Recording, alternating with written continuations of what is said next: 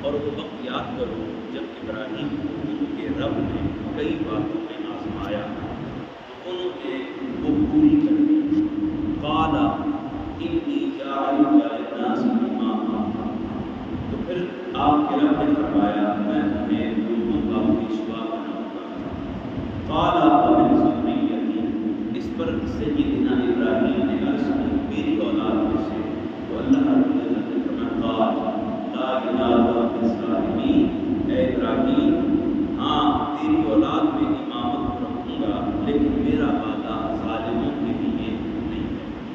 تو اللہ رب العزت نے ایک ایکسٹریم لائن عطا کر دی کہ کائنات میں منصب امامت جس کو بھی میسر آئے گا اس کے لیے کیا لوازمات ہیں وہ اس آیہ کریمہ میں اللہ رب العزت نے بتا دی. دیکھیں سیدنا ابراہیم علیہ السلام کی ذات یہودی ہوں، عیسائی ہوں یا کعبہ کے احاطے میں رہنے والے مشرک ہوں، ان سب کے نام مختلف تھے. یعنی وہ سارے سیدنا ابراہیم علیہ السلام کے مختلف تھے. انہیں اپنا پیشوا مانتے تھے، انہیں اپنا حقیقی امین مانتے تھے اور خود کو سیدنا ابراہیم کا جانشین مانتے تھے. ان کے ہاں یہ تصور پایا جاتا تھا کہ ہم ہی ہیں جو حقیقتاً سیدنا ابراہیم علیہ السلام کے جانشین ہیں، ہم ہی ہیں جو ان کی نبوت اور امامت کے امین ہیں. اب ان کی عادات کیا تھیں؟ یہودی تھے تو ان کے اعمال کیا تھے کہ وہ خدا کے رسولوں کے منکر تھے. عیسائی تھے ان کے اعمال کیا تھے کہ وہ عقیدہ تثلیث کو مانتے تھے، یعنی اب کا، ابن کا اور روح القدس کا، باپ بیٹے اور روح القدس کا عقیدہ رکھتے تھے. ان میں مشرک تھے، وہ اللہ کے گھر کو 360 بتوں سے سجا کر بیٹھے ہوئے تھے. ان سب اعمال بد کے بعد بھی، عقائد فاسدہ کے بعد بھی، بد عقیدگی کے اس گڑھے میں رہنے کے بعد بھی وہ کیا کہتے تھے کہ ہم ہی ہیں جو سیدنا ابراہیم کے حقیقی امین ہیں، ہم ہی ہیں جو سیدنا ابراہیم کے حقیقی وارث ہیں، ہم ہی ہیں جو ان کی پیشوائی میں امت کے پیشوا بننے کی اصل حیثیت رکھتے ہیں. اب وہ سیدنا ابراہیم کے معترف تو تھے لیکن ابراہیم کی کوئی بات ماننے کو تیار نہیں. یہودی اگر ابراہیم علیہ السلام کو ماننے کا دعویٰ کرتے تھے تو سیدنا سیدنا ابراہیم کو ماننے کے بعد بھی وہ اللہ کے نبیوں اور رسولوں کا انکار کرتے تھے۔ اگر عیسائی سیدنا ابراہیم کو اپنا پیشوا مانتے بھی تھے، اس کے بعد بھی وہ اللہ کے ساتھ شرک کرتے تھے، اور شرک کا انداز یہ ہوتا تھا، وہ کہتے تھے ایک باپ ہے، پھر اس نے بیٹا عیسیٰ جنا ہے، پھر ایک روح القدس ہے، یعنی وہ خدائے لم یلد ولم یولد کے ساتھ بھی شرک کیا کرتے تھے۔ اور مشرک اگر ابراہیم کو اپنا پیشوا مانتے تھے تو اس کی حقیقت اور دائمی حیثیت کیا تھی؟ وہ کیا کرتے تھے؟ کعبے میں بتوں کو رکھ کر لات اور عزا کی پوجا کیا کرتے تھے، ان کے آگے سر جھکایا کرتے تھے، اور ایک سارے بد عقیدگی پر مبنی عوامل کو اپنی ذات سے سر انجام دینے کے بعد بھی وہ کیا کہتے تھے کہ ہم ابراہیم کے وارث ہیں، ہم ان کے امین ہیں، ہم ہی ہیں جو ان کی پیشوائی میں زمانے کے پیشوا ہیں۔ اللہ رب العزت نے سب سے پہلے ان کے ان عقائد باطلہ کی نفی کی، اور ان کے ان لغو اعتقادات و نظریات کو اللہ رب العزت نے وہاں مسترد کر دیا، اور مسترد کرنے کے ساتھ اللہ رب العزت نے قرآن حکیم میں اس بات کو واضح کر دیا اور بیان کر دیا، اور انہیں یہ پیغام عظیم عطا کر دیا کہ اے یہود و نصارا اور اے مشرکین مکہ، سن لو، تم جو اپنے من میں یہ خیال بنا کر بیٹھے ہوئے ہو کہ تم ہی حقیقتاً ابراہیم کے وارث ہو، اس میں کوئی حقیقت نہیں۔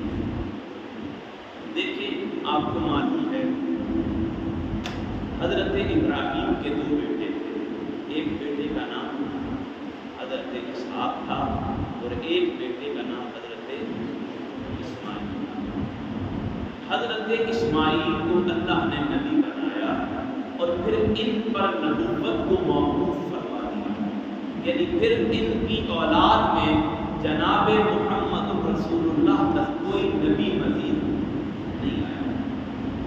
لیکن جو حضرت اسحاق تھے ان کے بیٹے تھے حضرت یعقوب۔ حضرت یعقوب کا دوسرا نام اسرائیل تھا، اور بعض روایات میں آتا ہے کہ ان کے 12 بیٹوں میں سے ایک بیٹے کا نام بھی اسرائیل تھا، یہودا تھا۔ تو یہ جو بنی اسرائیل چلی ہے یہ اصلاً چلی ہے حضرت یعقوب سے، پھر حضرت یعقوب سے چلنے والے اس سلسلہ نبوت میں حضرت عیسیٰ تک نبی اور رسول آتے رہے، نبی اور رسول آتے رہے۔ یہی وجہ تھی کہ جو مکہ کے یہودی تھے، عیسائی تھے، مشرک تھے، چونکہ نبوت و رسالت کا سلسلہ حضرت اسماعیل پر جناب محمد رسول اللہ کے آنے تک موقوف ہو گیا تھا، اب درمیان میں کوئی نبی اور رسول نہیں تھا۔ یہی وجہ تھی کہ دوسرے طرف سیدنا یعقوب کی اولاد میں نبوت کو رکھا گیا، رسالت کو رکھا گیا، اور حضرت عیسیٰ تک بعینہ ہی نبی بھی آتے رہے اور رسول بھی آتے رہے۔ تو یہودی، عیسائی اور مشرک کہا کرتے تھے کہ ہم ہی ہیں جنہیں اللہ رب العزت نے نبوت کا اہل بنایا ہے، ہم ہی ہیں جنہیں اللہ رب العزت نے امامت کا اہل بنایا ہے، ہم ہی ہیں جنہیں اللہ رب العزت نے زمانے کا پیشوا بنایا ہے۔ چونکہ ہم بنی اسرائیل ہیں، ہم حضرت عیسیٰ کے ماننے والے ہیں، ہم مشرکین مکہ میں سے ہیں، ہم ہی ہیں چونکہ ان کی اولاد میں سے ہیں، اور حضرت یعقوب سے لے کر عیسیٰ تلک آنے والا ہر نبی ہمارے خاندان کے زیر تحت آیا ہے۔ اس لیے قیامت تک اگر کوئی واجب الاتباع نبی آئے گا تو وہ یہودیوں میں سے ہوگا، کسی اور نسب اور صلب میں سے نبی نہیں آ سکتا۔ وہ یہ دعویٰ کیا کرتے تھے اور اس دعوے پر زور دیا کرتے تھے، تو اللہ رب العزت نے اس آیت طیبہ کے ذریعے ان کے باطل عقائد کو رد کرتے ہوئے فرمایا کہ میری نبوت امامت کے لیے میراث نسب ہونا شرط نہیں ہے، یعنی یہ سلسلہ نبوت و امامت بالصلب یا بالنسب چلنے کا پابند نہیں ہے۔ ہاں جو بھی طریقہ ابراہیم پر چلے گا، میرا ابراہیم سے وعدہ ہے، اے ابراہیم جو تیرے نقش قدم پر چلے گا، جو تیری ذریت پر آئے اور تیرے نقش قدم پر نہ چلے، وہ تیرا بیٹا بھی ہوگا۔ لا ینال عہد الظالمین، ابراہیم میرا ظالموں کے لیے کوئی وعدہ نہیں۔ ہاں وہ تیری صلب میں سے آئے یا نہ آئے، ہو وہ تیرے راستے پر چلنے والا۔ قیامت تک اصول یہ ہے، جو تیرے راستے پر چلے گا میں اسے امامت کا تاج عطا کروں۔ دیکھیں یہاں پر پھر قرآن مجید نے پوز لیا اور خود کو روکا۔ جب کافروں کے ان بد عقیدگی پر مبنی اعتقادات کو رد کیا، پھر اللہ رب العزت نے یہاں پوز لیا، اپنے آپ کو روکا اور کلام کو روکا، اور کلام کو روکنے کے بعد پھر سیدنا ابراہیم کی لازوال قربانیوں کا ذکر کیا۔ پھر ساتھ ہی فرمایا وَإِذِ ابْتَلَىٰ، اے میرے محبوب وہ وقت یاد کیجئے جب آپ کے رب نے آزمائش میں ڈالا۔ ابراہیم رب، آپ کے رب نے ابراہیم کو جب بھی کسی آزمائش میں مبتلا کیا، جب بھی آزمائش میں ڈالا، بکلمات فاتمہم، ابراہیم ہر امتحان میں ضرور ہوتے۔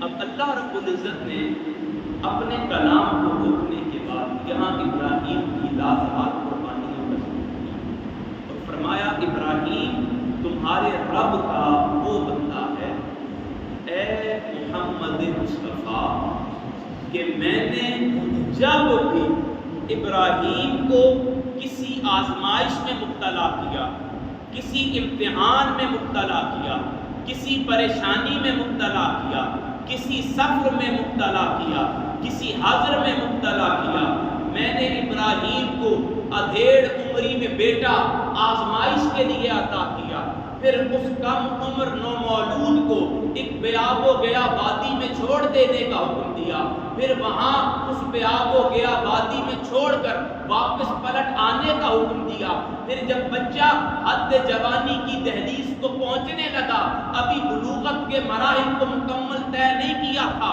میں نے خواب کے ذریعے ابراہیم کو حکم دیا کہ اس بچے کی گردن پر چھری پھیر اور اپنے رب کے تقرب کا ایک اور مرحلہ حل کر ابراہیم کو میں نے جس مقام پر جس امتحان میں مبتلا کیا، یہ میرا ابراہیم ایسا محبوب بندہ تھا کہ جب جس امتحان میں ڈالتا تھا کلمات فاتمہن، جب امتحان میں مبتلا کرتا تھا یہ قدم آگے بڑھا کر ہر امتحان میں سرخرو ہو جاتا۔ ہر امتحان میں کیا ہوتا تھا؟ میں نے جو اس ابراہیم کو یہ منصب و کمال عطا کیا، شرف اور اعزاز عطا کیا، جو اپنا قرب عطا کیا، اس کی وجہ یہ تھی کہ جب جس امتحان میں اسے مبتلا کیا یہ ہر امتحان میں کیا ہوا؟ سرخرو ہو گیا، کامیاب اور کامران ہو گیا۔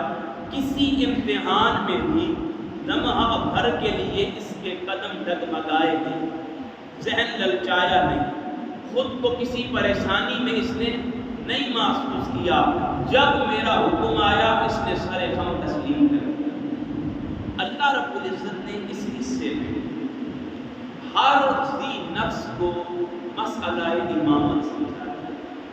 کیا سمجھا دیا؟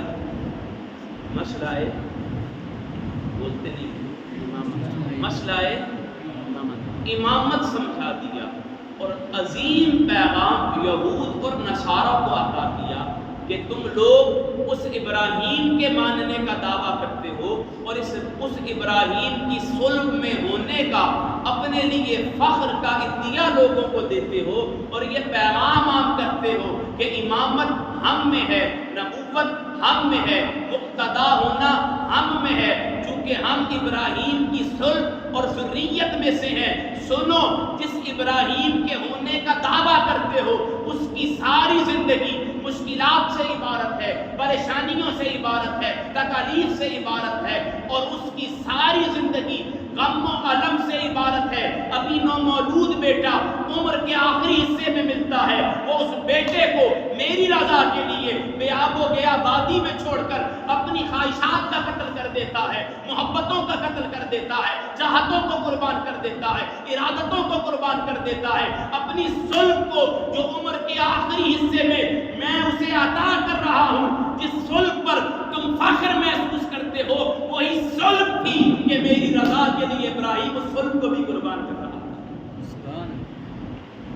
جس صلب پر تم یہودی، عیسائی اور مشرک فخر کرتے ہو، اس نے تو میری رضا کے لیے اس صلب کو بھی کیا کر دیا تھا؟ کیا کر دیا تھا؟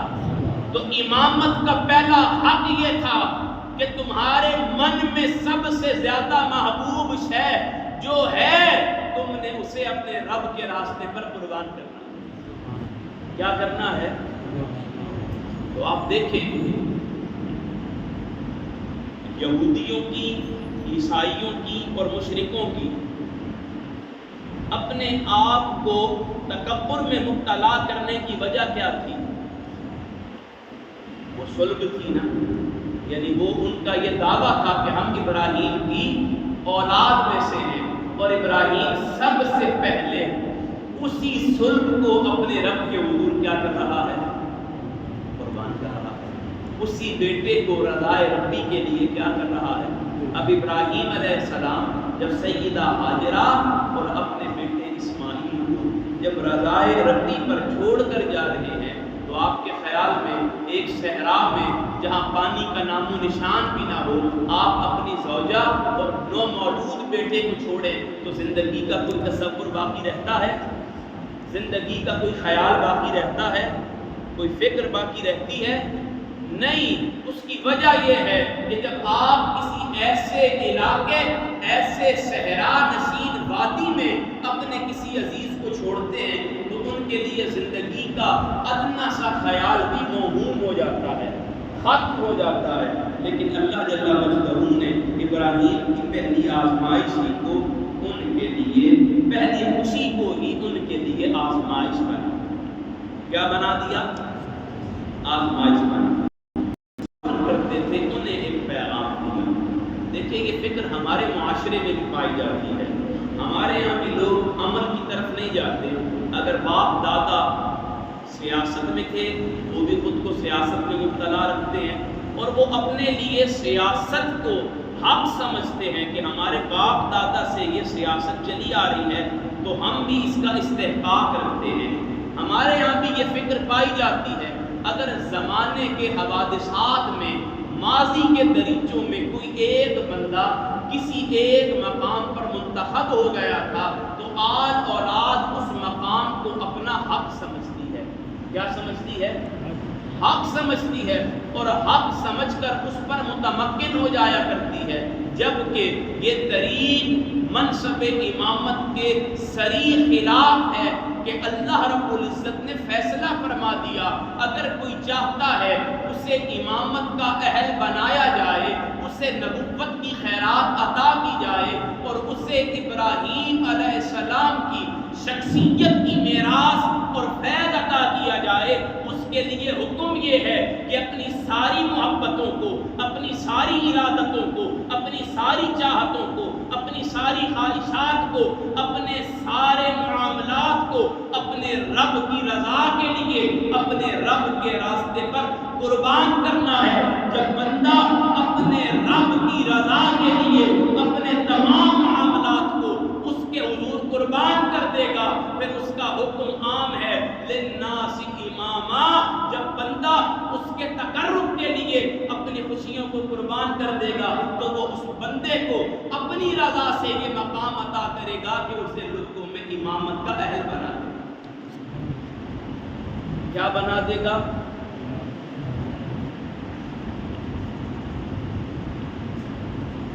جو مجھے مطلوبہ وقت دیا گیا تھا وہ ختم ہو گیا ہے، 1:25 تو انشاءاللہ کبھی زندگی نے وفا کی اس موضوع کو یہیں سے شروع کریں گے۔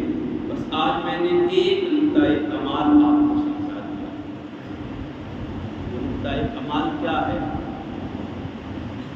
بیٹا ابراہیم کا بھی ہو، بیٹا آپ کو معلوم ہے، ایک لطیف بات یہاں سمجھاؤں آپ کو، اگر آپ کا ظرف اجازت دے۔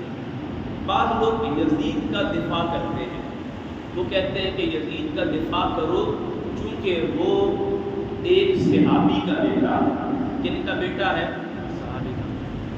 وہ کہتے ہیں یزید کا دفاع کرو چونکہ یزید ایک صحابی کا بیٹا ہے۔ ہم کہتے ہیں یزید پر لعنت بھیجو، اس کی وجہ یہ ہے اس کے لیے شرط صحابیت کا نسب ہونا نہیں بن سکتا، چونکہ اللہ رب العزت نے قرآن میں فیصلہ فرما دیا، اے ابراہیم اگر بیٹا تیرا بھی ہو اور ہو ظالم، وہ تیری ذریت میں سے ہوگا، لا ینال عہد الظالمین، تیرا بیٹا ہوگا، مگر بیٹا ہونے کے بعد بھی تیرے رب کا ظالموں کے لیے کوئی وعدہ۔